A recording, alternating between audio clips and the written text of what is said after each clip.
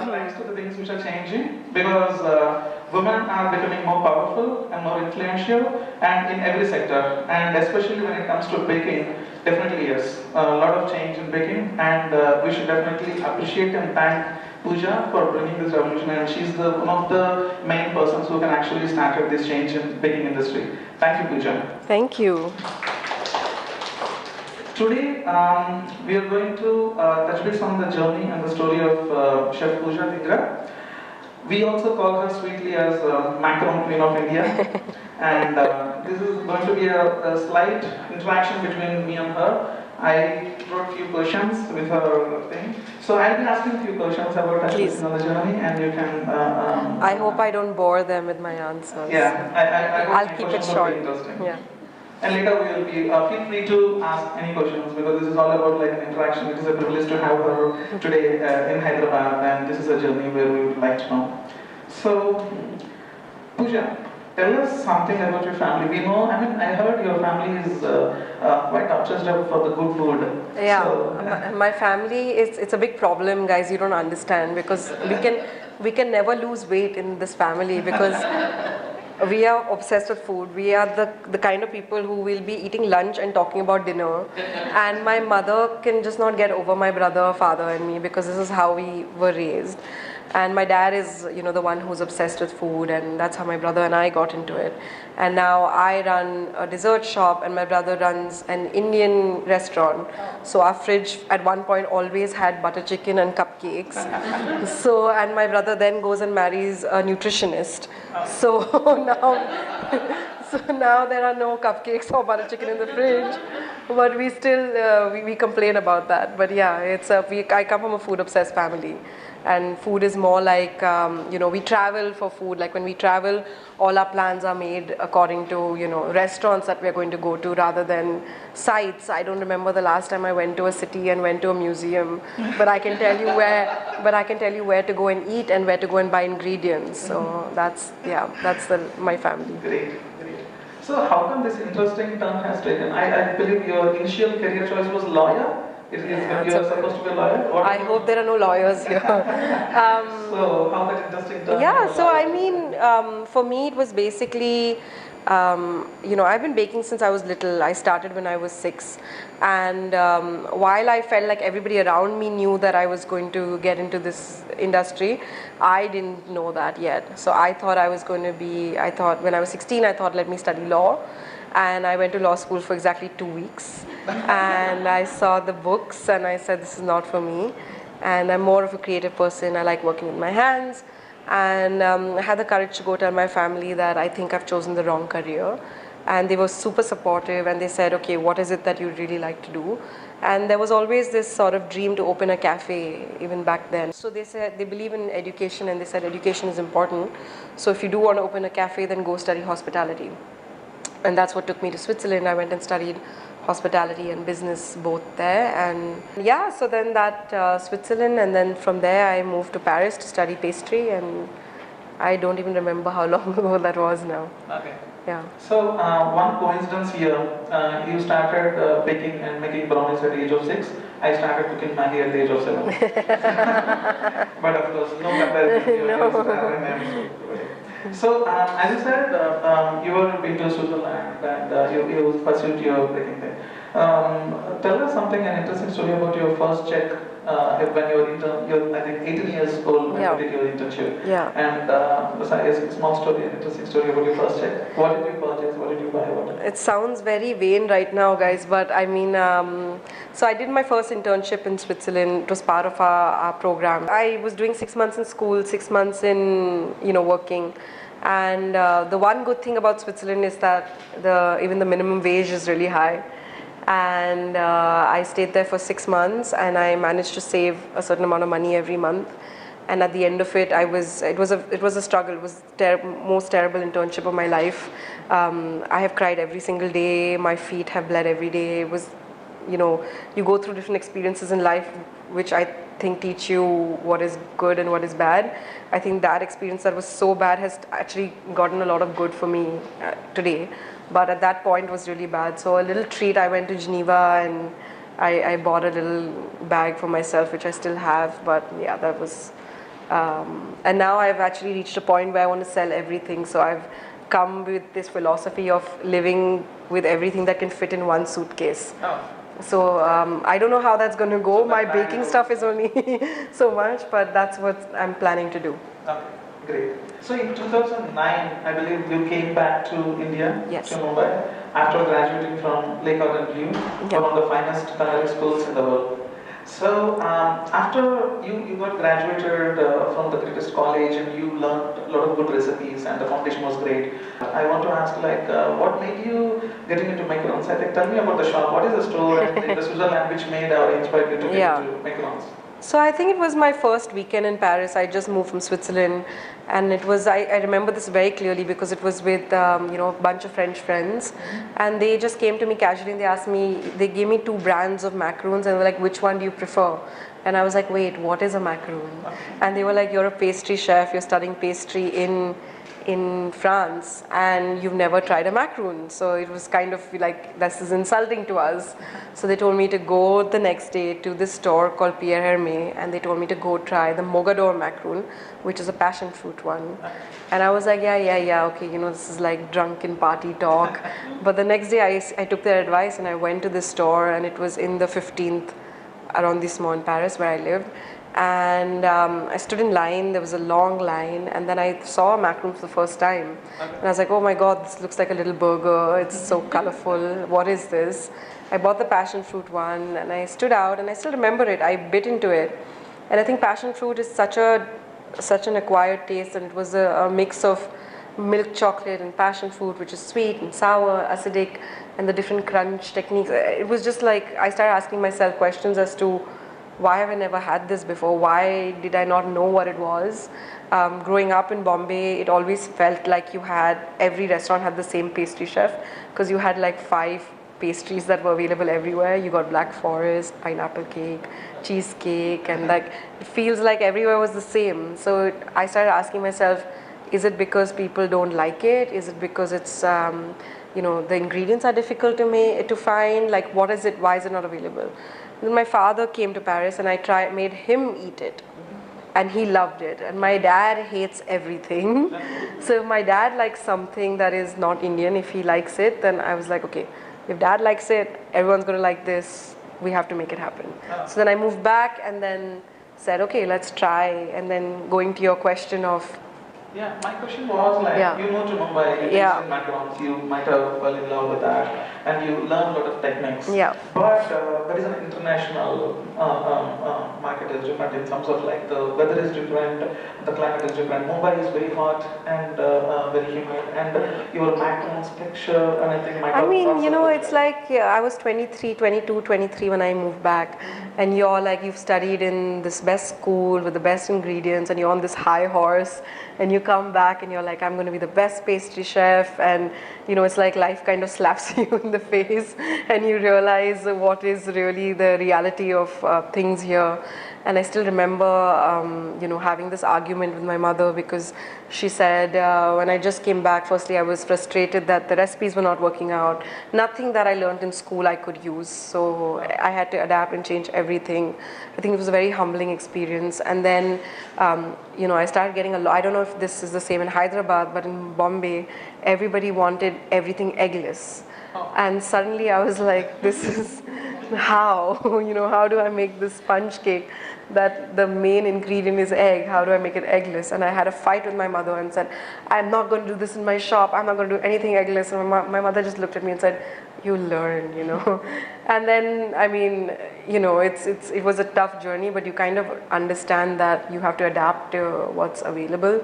So the first thing I did was to actually see what ingredients were there, what I could do with them, work with things that worked with our temperature, with our climate. Now 10 years later, obviously there's a lot more available. You have the best chocolate, you can import everything. 10 years ago it was tough, and to kind of navigate that was difficult. And I had to eat my words, and I have an eggless baking book that's coming out in Jan. So my mother is always laughing. She's like, yeah, so you just kind of learn how to adapt, and never have anything too rigid in your mind about what you're going to do, because life as an entrepreneur is like that, right? You're just kind of making things up as you go along. We have this saying that we have on our wall in the office, which is it's like we're flying and fixing the plane at the same time, and then last week we put it, the plane is on fire. So all that is happening at the same time. Yeah. So now you have somehow you might have fixed the recipe. Yeah. To how many months or how many 6 months. 6 months. 6 months of. So it took 6 months for you to understand the reality Yep. coming out of college with a lot of Yeah. and now fixing the recipe. Easy part is done. Now the most difficult part is like setting up your Yeah. best venture. I would like to understand how being a 23 years old girl, okay, entrepreneurship is not easy. Yeah. And that too being a girl of 23 years is also not a very easy thing. And definitely not easy. And how the journey of setting up your first venture, now you guys are known as one of the best places to have red velvet cupcake. Of course, you didn't get the macarons. I'm sorry. We are at the Good Cow Cafe. You can go and buy some. Do share that. I mean, you know, it's being an entrepreneur is tough enough. I think what worked for me was that I was so inexperienced that I didn't know what I could or cannot do, couldn't do. So I didn't have the life experience to tell me this is possible, this is not. So I was like, I can do everything. And then you learn along the way what actually is possible or not. The good thing is that I had support from my family always. The bad thing is that as a 23-year-old, you realize the reality of actually interacting with people from the industry. So if I ever wanted to go sign a property or meet suppliers or anything, everybody wanted to know where my father is, where my husband is. And I was 23, so I was just like, so I just took my father along everywhere.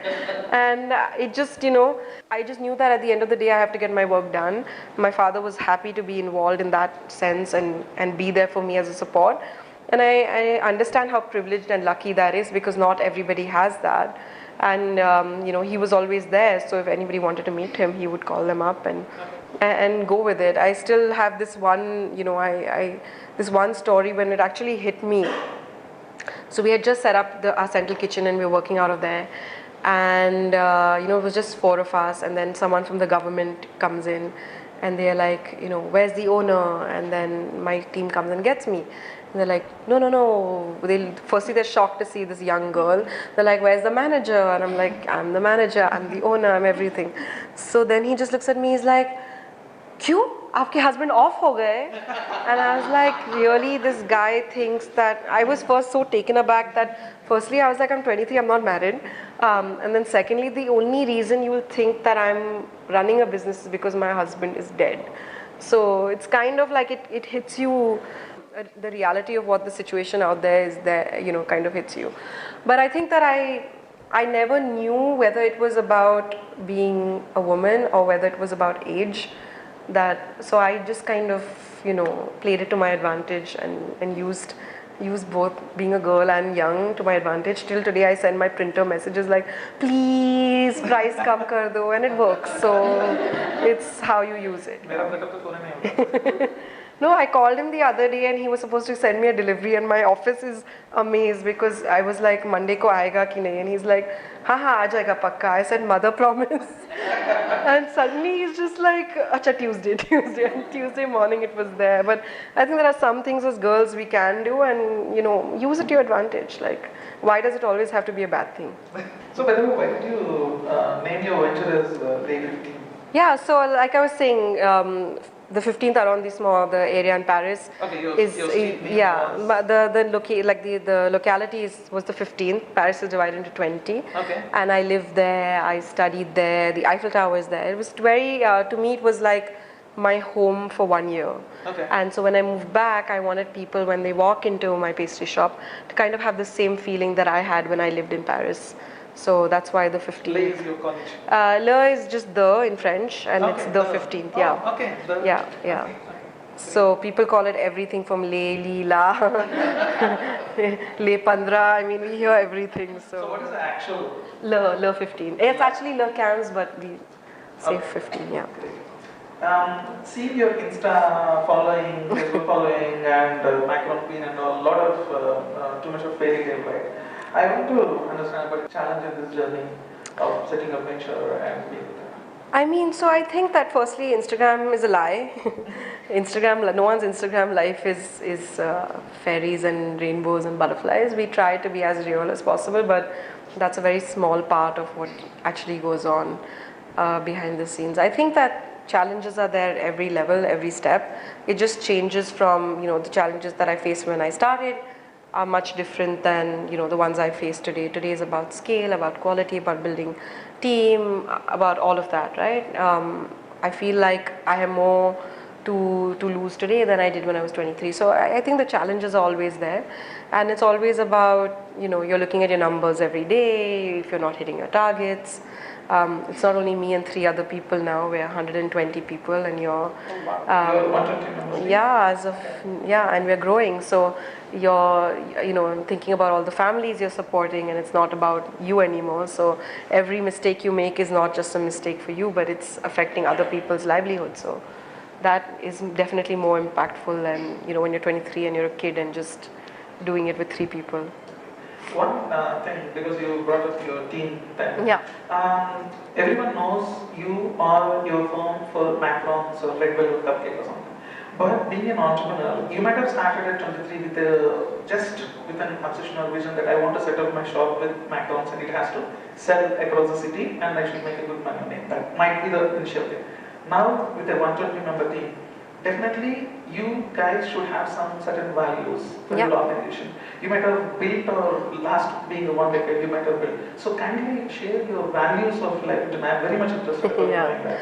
So I think that our value system is something that we really give a lot of importance to, and it's something that is, I think it has to be. It can't just be. We have it written on our office wall, but I always say that it can't be something that's just written. That they're just words. We really have to embody it, and I've come up with it because of what I believe the brand stands for, what I've cultivated and built over the years. So we've kind of called it Spark. And it is Spark, and it comes from that, and it's each letter stands for something. So we have swiftness, we have passion, attention to detail, reliability, and the most important one, kindness. So I think that each employee, once they join the company, they run through that, and it's really the value system that we like to follow. And every time there's a tough decision, we always look at it and see, are we within this, how are we reacting, are we sticking to this? And I think that it has to be something you find that means something to you, not just because it looks good and sounds good, but actually use it as your DNA and how you function. The moment you corrected me, I'm very cautious. What is it? Just love. Lavati, I know this is a place for training and also holistic learning. A lot of you opportunities for a lot of amateur and as well as passionate chefs and bakers to be part of it. Can you say something about it? I mean, I believe that it's important to share knowledge, and that's something that I've grown up believing. So, chef, I think that if you don't share what you know, how will your legacy sort of grow? And we've always done that. We always, our kitchen is open. We do internships. We have people coming in. And I think for me, what was most important was actually writing books and getting recipes out there. And people always find it very hard to believe. They're like, oh, are these the real recipes? I said, why would it be anything else, And they're amazed when they make it at home. They're like, oh, it tastes exactly like what you make. And I said, yeah, it is the same recipe. But I think for me, it was important to, each thing comes from a sort of problem that I have faced. And I think growing up in India and baking and fighting this whole ingredient battle and not picking up recipes that were written by people who are not Indian and not finding the ingredients, not understanding what an ounce is and what an oven temperature gas pour means, so it was always my sort of dream to write something for the Indian home baker. Okay. And write something where you can go to your local kirana shop and know which butter to buy and which cream to get. So I think it started with that, and then we started classes. So we have a culinary center in Bombay where we teach. So teaching is a big part of Low 15, and yeah, it's part of whether whoever comes in, whether they're working with us, whether they're coming for a class, through our Sunday baking club, we do a lot of that. I think recently we also invited you to part of the experience host. Yeah. Your first book, The Big Treat, the Big Book of the Treats, right? Yeah. Which won the second place for the pastry when it comes to World Book Awards. Tell us something about what made you write. Of course, we Yeah. know now about like your passion to share the knowledge might be the thing. So I think it was just that. It was this childhood dream to someday be an author and have a book. I used to look at recipe books, and I have a collection of over 1,000 books, and from my mother and my grandmom, like all these, recipe books that I've collected. And I used to sometimes look at them as storybooks at night and just like go through them. And someday it was a dream that I want to have one of my own. And I think that when I found the actual problem that I wanted to solve, which was to write a book for the Indian home baker, I think that it just somewhere connected because there was really a need for it. And when I went to Penguin, I think I published with Penguin Random House, and they told me like, cookbooks don't sell, you're not going to make any money from this is a brand thing. And I was like, okay, fine, I just want to do it. So I did everything almost myself, and they were like, we'll just print 3,000 books, and it's if a book sells more than 5,000, it's a bestseller. Okay. And we just reprinted for the 5th time. I think we've crossed 25,000. So yeah, so I still didn't make any money from it, I think, but it's there. It's out there. Yeah. Great. So what can we expect if at all back your book? I might be 25,000 plus one. So what can I expect from? It's really super simple recipes. It's things that you can bake easily at home. You can make things, things that I started realizing that a lot of people, Indian homes don't even have ovens. A lot of my friends would be like, we want to bake something, but we don't have an oven at home. So a lot of the recipes are even things that you can refrigerate and, made for the Indian home. The feedback that I got from that book was that a lot of people didn't use eggs. Eggless it was like haunting me. So I said, I have to write this book and sell double of the first one. So now this eggless book is coming out in Jan. So hopefully that will solve those problems also. I think 2 years ago, you've been part of, or you're listed as under 30 Asia. Yes. So to actually get into that, you might be very high on discipline. You have your own goal setting, and you have your own learning. So could you kindly share how do you set your goals and how do you achieve them? I think it's important whenever you start a business to understand that it is a full-time commitment, and it's something that you are going to be married to your job. It's at least for the first initial years, right? And I think for me, the first 4 years was so crucial because, and you don't have time to do anything, and you have to make tough choices, and you have to understand that you can't do this as part-time, and it's not something that is a plan B, but it's really immerse yourself in it. And for me, that was always my priority. I did lose a lot of friendships. I lost, I spent a lot of my youth just in the kitchen and working, but I always had clear ideas of what I wanted to do with it. So whether it was, the thing is that it's important to have short-term goals and long-term goals, because when things get hard, and they often will, you have the bigger picture to look at to know why you're doing what you're doing, because it's so easy to kind of just get dissuaded because there are so many fails every time and the wins are not as many. So it's kind of nice to have that goal to say, why am I doing this? Like, what am I getting to? So goal setting for me is important. I do it personally, I do it professionally, and I make sure that every year I set a goal which I think I can't achieve. I think it's important to kind of challenge yourself. So it was 2 years ago, it was to run the half marathon. Okay. I'm not a runner. It was the worst thing I've done in my life, but I did it. It was really tough, and I'm not doing it ever again. Last year it was to go speak French in front of 4,500 people. Okay. I didn't speak French. I got a call from somebody in Paris saying, would you come talk to this audience? In my head I was like, free trip to Paris, yeah, let's do this. Then they told me it's in French. But they said you have a year, and this, learning French is something I'd always wanted to do, so I took it up as a challenge. And I went, and last year I did it, and I not only, managed, I had a lot of wine before, to be very honest, but I not only spoke for 12 minutes, I actually got French people to laugh at what I was saying, so that was great. In 2 years, I want to climb Mount Fuji. Okay. That's the next big goal. That's the next goal? Yeah, I thought the marathon was bad. I don't know why I do this to myself. I gave up sugar for 3-4 months. I mean, I keep doing this, so I think it's important to have goals. You gave up sugar? I gave up sugar, yes. I heard your team also what is the heights of all the chocolates and all? Now they don't have to because I don't pretty much off sugar most of the time. Okay, now. Now, yeah, I just in April I decided to completely give it off.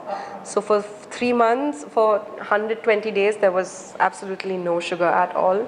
That's when I was recording my podcast, coincidentally called No Sugar Code. So it just kind of worked at the same time. Yeah. So anyway, you got the topic. My next question was that. So tell us something about. I heard you were starting a web podcast about. It's out. It's out. We are top podcast in the country. You must listen to it. It started with that because everybody looks at your life and they think it's glamorous, and every time anybody writes about me, it's always her life is a piece of cake and it's a cakewalk, and I'm like, no, it's not. It's tough, you know. You don't see that. You see the Forbes 30 under 30, but you don't see the 18 hours that I was in the kitchen, that I burnt my hand, that I can't walk anymore because my back is hurting. You don't see all of that. You only see the final result.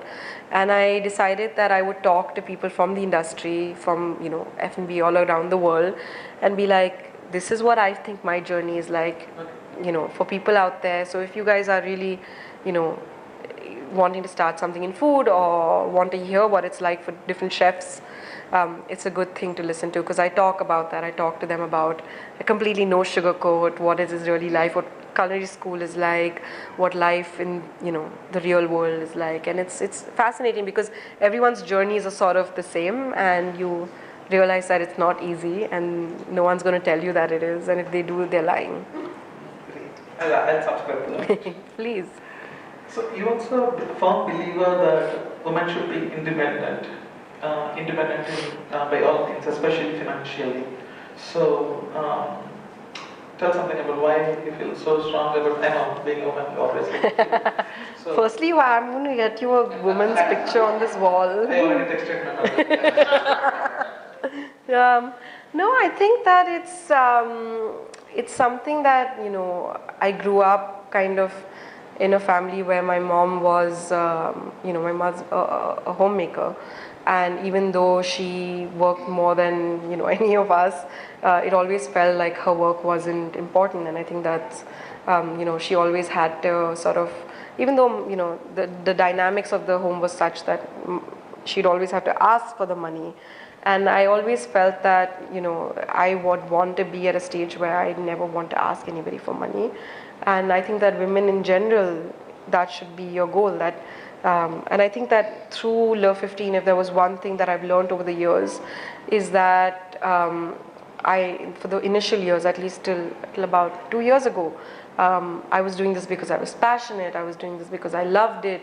But I never really got into the money aspect of it. I had someone else handling it, and that went really bad. I got cheated by myself. You decide to give away a little piece of your baby. But we are growing. We are growing fast in Bombay. We've opened a new cafe. We have 4 more in the pipeline in the next couple of months. We have 5 and we have 4 more in the pipeline. So 9 by the end of the financial year. Only Mumbai. In Mumbai. And we started our online macaroon deliveries. So we've already launched it in 5 cities. So you can buy macaroons online. They're shipped to you. Everything we did today in Hyderabad was all shipped here as well. So we use the same mechanics. And Hyderabad is also online now. Bangalore, and then hopefully by the end of the year, almost all over India, order online, and within 24 hours it will reach you. Great. So Hyderabad, you're not planning any direct recruitment? Now need more money for that, so it'll take a bit. It's a process. It'll take some time. Order online, so easy. You can order on your phone right now. Okay. Good coffee. So few of us and few of the audience also, what do you suggest? A lot of even we come across, we host something called Handi Talks every month. It is to bring the food community together in Hyderabad to share a dialogue about success, failures, learnings and all. So half of the audience are always about, I want to open a cafe, I want to open a restaurant. It looks so glamorous. Don't. No. Yeah, it looks so glamorous. So what does Pooja say after being in this journey for a decade? What do you suggest for any dreamer? I think it's important to have dreams. Firstly, don't listen to anybody, so don't listen to me either. No, I think it's important to kind of, when I was, like I was saying, when I was 23, I just wanted something, I went ahead and did it. If you would have asked me the same thing today to start all over again, because I know everything now, I'd probably think very differently. If you really have an idea that you know think is viable, speak to a few people that you really trust. Don't talk to many people about it, and really just weigh out the pros and cons of it. See what it's going to be. Make sure you get your numbers really right. Or if you are not good at it, make sure you get somebody else who comes and analyzes it, evaluates it, sees what this will turn out to be, see the best case, see the worst case, and then you just have to take a leap of faith and do it. I mean, you know, it's hard, but nothing is easy, right? No job is easy, no profession is easy. Whatever you open, whether if you're an entrepreneur, every business is tough. So at least the restaurant business is, I think that it's so tactile, it's instant sort of satisfaction. You get to make something, you see it, you get to see people actually enjoy it, consume it. So I think in that sense, it has a lot of satisfaction, job satisfaction. So it really depends on what people want to do and how invested they are in it. So was there any case where you started with an assumption, because everyone starts with a dream of fly, right? I say that, okay, I have started this and it will fly. So it took instantly in Mumbai, or how many months or years? I mean, it really, you know, like I said, when you're starting something, there's just so much happening that I never really had and it was just so much happening so fast that there was never a time to sort of pause and be afraid or pause and be like, what's going on? It was just like momentum of everything. So I think it did, initially it really like went off well, and then we hit a phase where we were like, okay, what do we do now, and slowed down a little bit, and now again momentum has gone up. So you know, with any business, you can't expect to always be smooth and always see a rise. There will be ups and downs, and you have to be ready to deal with that. What does baking means to? Baking is, to me, is magical. Like, I just think of it, and the first time I ever made something is to see really ordinary ingredients like butter, sugar, flour transform into something that is so delicious and really, you know, part of people's happiest moments and celebrations. So I just think it's like edible magic. Yes. So, great. So the magic you spread across the cities and now. We try. So, where does you get inspiration from? I believe a lot of bakers take inspiration from you. I mean, where do you get your inspiration from? Travel, I love it. I mean, Yeah. for me, travel is my biggest inspiration. I can be, I just need like 5 days in a new country and I'm refreshed and I've come back with amazing ideas. So every 4 months I go somewhere I've never been. And yeah, come back with something. I heard you picked up really interesting from Japan. Yeah, I love Japan. Japan was great. I came back and did a whole Japanese inspired menu. So we did things with black sesame, with matcha, with wasabi, with you know, whole bunch of different things. But I think it's just that the whole, and I think that this is the most important thing. And if you know Riaz Amlani, right? So Riaz and I were having a conversation once, and talking about this, about competition and about people, you know, just copying everything that you do. And I think that he said that when you have an idea that is so uniquely yours, that flows through you, it's going to be very difficult for anyone to replicate that. And it's so visible. Like if I today just saw a pastry shop in Paris and replicated the exact same thing and put the same things on my menu, it won't have the same heart, the same soul, the same passion as if I was in Japan and tasted something, a matcha cookie, and decided what my inspiration for that was and made a matcha macaroon and sold that. I think even the way a customer would experience it would be very different if it was just a copy paste. And you can only take a copy paste that far. So really look at your own life experiences to inspire what you're doing, and then in that way it makes it unique and makes it yours and very difficult for anybody to copy. Great. Nice to hear that you pick up your inspirations from travel. Yeah. Yeah, thanks. So these days something called health and nutrition, and it is becoming very on the other side, Pooja is feeding a lot of sugars to people. So I'm not eating sugar myself. So what is your take on healthy We desserts? actually do have a line of healthy desserts at Low You already 15. started. We do. It's called Jump. Jump. Yeah, Jump by Low 15. Okay. And we do a lot of healthy, no sugar. We do a lot of keto cookies, brownies. Based on different diets. So it's available. Okay. We're on that also. Okay. Yeah. So you picked up it.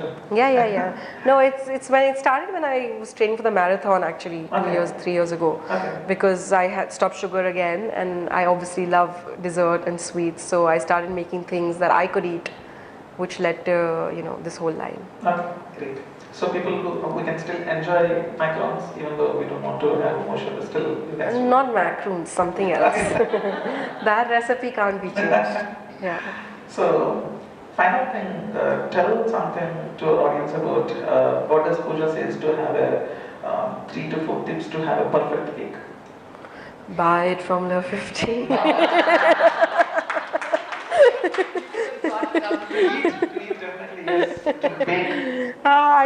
I think in baking in general, right? Like I think it's important.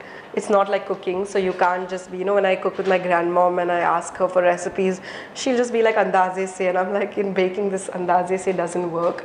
You need to have a weighing scale, a proper digital weighing scale. Measure your ingredients. You can't approximate. I think it's important to have a great oven and really understand your oven and work with it. And then just make sure that you read recipes through and kind of understand why things are happening the way they're happening, and follow them. Anything you like to share before we hand over the mic for audience to Q&A? No, I'm good. Let's see if anybody has any questions. Any questions, guys? Hi Pooja. Hi. My name is Namrata. So I just want to ask you, like with the amount of things you've succeeded with, you've done a lot in terms of everything basically. So how do you manage to not get complacent about the kind of success that you've achieved? You keep driving yourself to keep doing new things, keep innovating things. So it's very easy to get complacent once you achieve that level of success. So how do you manage to avoid that? So I think, like I was telling you, how important it is to have goals. So I have goals for every year. So they are very challenging goals. And like I told you, I set goals which I don't think I can achieve, and I have to work towards them. So I think that I'm always looking, and for me, what I really get joy and happiness is from the process of creating something. So even for example, the podcast, the whole production of it, the actually recording it, gave me so much more joy than actually the day it came out and it's #1 in India and all of that. To me, that doesn't matter. To me, what really gives me happiness is that process of creating. And so I think I'm addicted to it. So that I love that. So now I'm just thinking, what can I create next? And what can I create next? And what can I create next? So that's what gives me enjoyment, and that's what keeps me going, and not numbers, not anything else. Thank you. Any other questions? Hi. I'm Mona. I just wanted to ask you, in your journey, is there been a day when you said, okay, I can't do this anymore? I mean, it was like your biggest challenge? And you Man, I feel like I have that almost every other day. No, it's it's something you learn to deal with. You have days like that a lot. There are 5 million problems that just arise every day that you can never expect. For example, just the day before I left from here, we have a store in Palladium in the mall, and I get a call from the mall saying there's a problem, you need to shut down today. And we were just like, we've been here for 6 years, you can't just tell us to shut overnight. They said, no, there's some problem, we shut down, close. And I'm like, okay, this is now not budgeted for, it's going to go for my revenue, what are we going to do?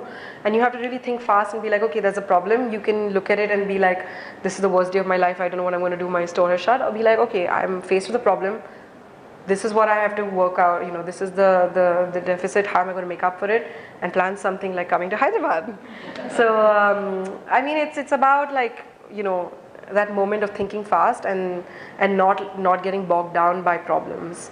I think that's important. But having said that, there are days when you have problems that you can't really tackle, and then which is why then you have the bigger picture to look at, and sometimes you just need to pause and evaluate things and get back on. you have any plans of starting your own school, like baking school? This is my father's dream. He's been pushing me for years to do it. I don't know. I mean, maybe if we get some state support, we could. No, I don't know. It's maybe. I would like to. Let's see if we get the funding for it. My second question is, what can be made? Like if you compare in states, if the moment if you say chef, it's referred as a Michelin star, something like we call as a Bharat Ratna. So even I have done my schooling from Hyderabad and Culinary. It took me 3 years to get a girl, I mean, for my marriage. So what is the notion, I mean, in our country? The moment if you say chef... I'm still single, I don't know, yeah. What will be done? I The moment mean... you say a chef, everyone is back. Everyone wants to give for an engineer or a doctor. maybe that. I don't know. I think it's changing definitely. It was like that maybe 10-15 years ago, but now I think chefs, the kind of glamorous portrayal of chefs in the media and just the way chefs are perceived, it's definitely changing. I don't think it's that bad anymore. I have a lot of people that are actually engineers who've quit engineering and now are chefs. We have 3 of them in my kitchen itself, so it's a good sign. It's a good sign. We have someone here as well. I'm doctor, so I want to be a chef. Oh, okay, see? Yeah. And before ending, I would like to thank Mr. Gopi for setting this beautiful launch. But most of them they are unaware of this place in Hyderabad. I think we need to market a lot. Thanks to Tarun and Telangana Innovation Cell, basically, those are the guys who brought, there is a man standing out there. So, thanks Tarun, thanks to Telangana government who like to make F&B industry and community also to be very vibrant. And thanks to bringing chefs like Pooja Dhingra to the place. Thank you. Thank you, guys. Yeah. Any other questions before we break for snacks and networking? A small token of love from our end. Thank you. Thank you.